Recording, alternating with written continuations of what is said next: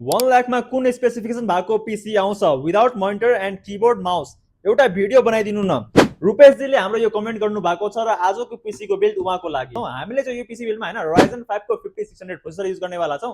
सँगसँगै हामीले यसमा चाहिँ ग्राफिकको लागि RTX 5050 को 8GB को ग्राफिक कार्ड युज गर्नेवाला छौं।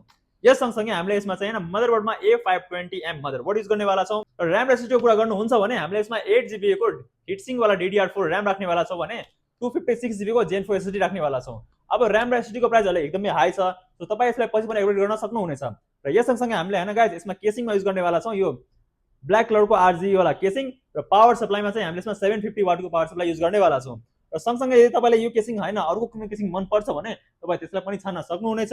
यस सँगसँगै गाइस हैन तपाईले यदि आफ्नो इच्छा अनुसारको कुनै पीसी बिल्ड गर्नुपर्ने छ भने त्यसको लागि हामीलाई सम्पर्क गर्नुस्। र कुरा गरौँ यो पीसी सेटको प्राइसको, यो पीसी सेटको प्राइस तपाईले obviously पनि 1 लाखमा अलि नभ्याउला। तपाईले यो पीसी सेटमा हैन 1 लाखमा 8000 थपेर लान सक्नुहुनेछ गाइस। धन्यवाद।